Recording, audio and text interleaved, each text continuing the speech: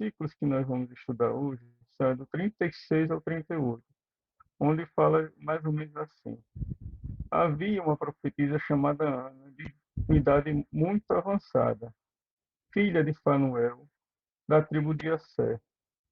Após a virgindade, vivera 7 anos com seu marido e ficou viúva e chegou aos 84 anos. Não deixava o templo, servindo a Deus dia e noite com jejuns e orações. Como chegasse nessa mesma hora, agradecia a Deus e falava ao menino a todos os que esperavam a redenção de Jerusalém. E a gente falando dessa profetisa, eu fiz umas anotações aqui, onde eles falam o significado de cada uma dessas frases que me chamou a atenção. Profetes em hebraico é profetiza. Ana significa graça. Fanuel é a face de Deus. E Asser, que é a tribo, que é um dos, né, que tem o nome de um dos filhos de Jacó, das 12 tribos de Israel, se chama abençoado. E a gente, por conta dessa passagem, a gente se pega justamente nessa questão. Ana, ela foi casada, certo? E no 7º ano do seu casamento ficou viúva. E aí, desde então, ela começou a servir no templo.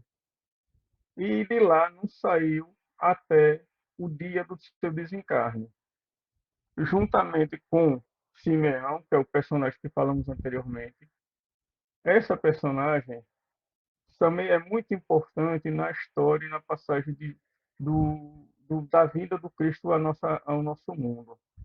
E lá no livro A Caminho da Luz, de Emmanuel, no capítulo 12, a gente tem uma referência sobre ela, que eu vou botar aqui para vocês, e onde diz assim.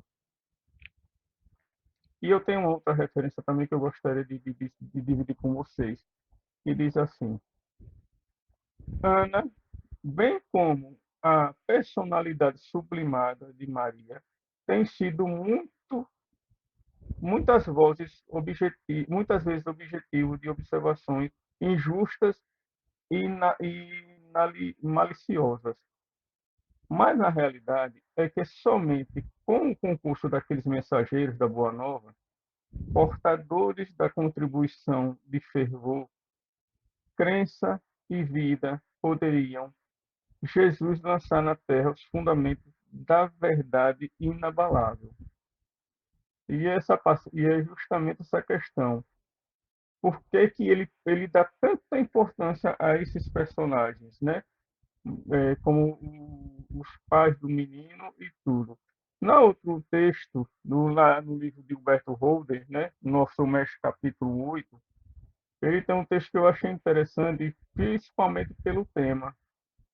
A última alegria de uma velhinha. E ele diz assim: apareceu na mesma ocasião também uma velhinha de 84 anos, a qual Deus revelou que aquele menino de 40 dias era o Messias esperado há milhares de anos. Havia também uma profetisa chamada Ana, filha de Fanuel, da tribo de Assé, como eu já dei o significado dos nomes em questão. Era de idade avançada e vivera 7 anos com seu marido.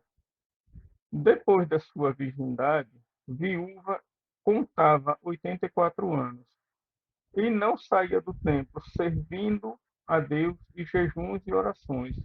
Dia e noite compareceu também à mesma ocasião, glorificou a Deus e falou dele a todos que esperavam. É aquela questão, né? Vamos colocar aqui a questão do jejum, como ele coloca aqui. Jejum no sentido dos nossos vícios que a gente trabalha, que a gente ainda tem o hábito de exercer, como fofoca, maledicência, ou outros meios que a gente fala. A oração, nessa classe aí, me lembra aquela parte que Jesus fala da vigilância e da oração que precisamos sempre fazer contra os espíritos que estão na nossa, que estão nos cercando, né, como a própria codificação nos fala.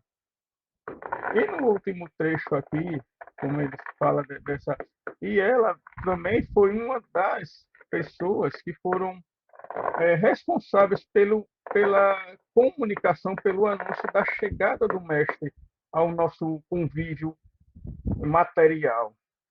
Ela, assim como todos os outros personagens que a gente comentou anteriormente, tiveram papéis importantíssimos nessa história.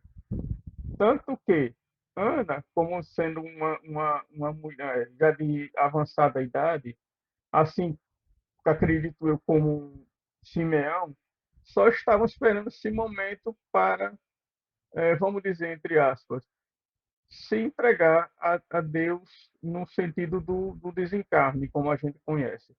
Porque era a única coisa que eles esperavam. Aliás, era como a maioria dos profetas, das gerações que passaram, eles esperavam esse momento, mas não chegou. Aliás, como a gente sabe, são coisas que ocorrem, não tem hora errada, só tem o momento exato, como, por exemplo, quando Jesus vai fazer algumas curas, né? Do cego do cego de nascença, entre outras passagens que a gente conhece. Porque tudo para Deus tem o seu tempo. Mesmo que o ser humano, com a sua, vamos dizer, ignorância no sentido de falta de conhecimento, tenha pressa, ansiedade, que já é um vício, como a maledicência, a fofoca e outras coisas, como o que eu comentei aqui. E aí eu vou me resumir por aqui, porque, claro, aqui agora é uma reunião de nossos grandes amigos. Agradeço a todos pela atenção e até uma próxima oportunidade no nosso estudo do Evangelho de Lucas.